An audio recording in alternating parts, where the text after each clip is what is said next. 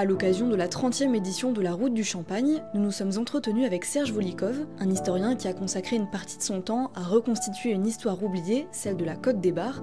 Nous l'avons questionné. Donc la Route du Champagne, en fait, c'est quoi? Alors la Route du Champagne, en fait, c'est justement une initiative très typique de ce vignoble de Champagne. Comme vous l'avez indiqué, c'est Route du Champagne en fait. Il y a l'idée de la rencontre entre ceux qui aiment le champagne, la clientèle, mais avec non pas des caves seulement, non pas une architecture, mais aussi un paysage, des vignobles et puis des vignerons.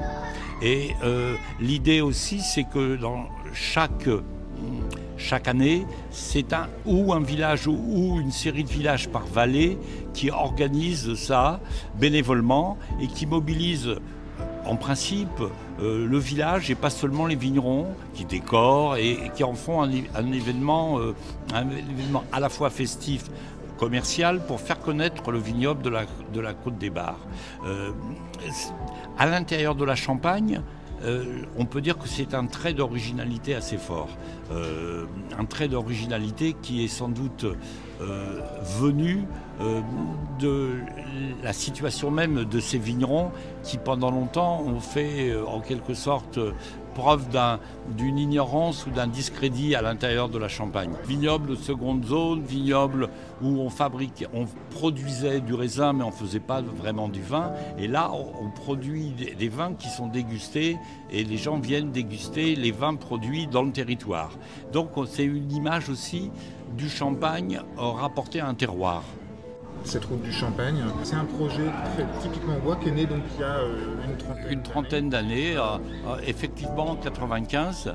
Et ce qui est intéressant, c'est qu'au début, il y avait un certain nombre de fêtes du Champagne qui avaient été en quelque sorte initiées par la presse, par les journaux des députés, des élus de la Chambre d'agriculture, et qu'à un moment donné, c'est les vignerons eux-mêmes qui ont pris en charge cette manifestation. Et dans le cadre d'une action collective bénévole et qui est connue aujourd'hui sous le nom de CAPC. Oui, tout à fait. Donc l'association CAPC, dont le président est un vigneron de Bagneux-la-Fosse à côté d'Hérissé, c'est un ami d'ailleurs. Et c'est avec lui qu'on a conçu le projet de faire une histoire de ce territoire. Une histoire qui était complètement non seulement méconnu, mais dont les vignerons n'avaient même pas, ne prenaient pas la mesure. Ils savaient que ce vignoble avait connu des heures difficiles, qu'il avait connu au contraire à un moment donné, il y a très longtemps, une certaine prospérité, dont témoigne par exemple le village ici, le bâti, cette halle est tout à fait à la mesure de ce qu'était le prestige d'Hérissé au XVIIIe siècle. Mais ensuite, il y avait eu une longue période de difficulté. La Renaissance, elle date des années 70, 90, et à ce moment-là que les routes du Champagne vont prendre leur essor. Est-ce qu'on peut dire justement que la Route du Champagne, l'histoire de la Route du Champagne vient nourrir l'identité de la Côte des Bars, l'identité de la Côte des Bars en tant que telle? Alors, les routes du Champagne, elles participent de cet effort collectif ou de cette activité collective où se mobilise une population qui a le sentiment d'appartenir à un territoire discrédité ou méconnu et qu'il s'agit de faire connaître. Et donc, en ce sens, ça construit une identité progressivement qui est une identité partagée par une partie de la population. Et maintenant, on peut dire que la Côte des Bars, c'est reconnu à l'échelle même de la Champagne comme un des vignobles de la Champagne, ce qui n'était pas le cas il y a 30 ans. Et est-ce qu'on peut parler d'identité collective?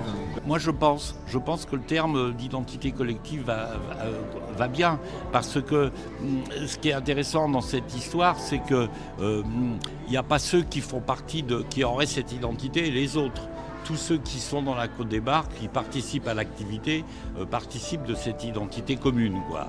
Et donc, en ce sens, contrairement à des visions extrêmement stéréotypées ou des visions passéistes, selon lesquelles seuls des vignerons d'origine seraient participants de cette identité collective, ici, ce n'est pas du tout le cas. Il y a des vignerons qui ont tenu le coup pendant des décennies pour continuer à faire du vin, mais il y a beaucoup de jeunes qui sont revenus à la vigne pour faire du champagne et donc participer de cette nouvelle identité qui était celle de la Côte des Bars et de la production de champagne à partir des années 70.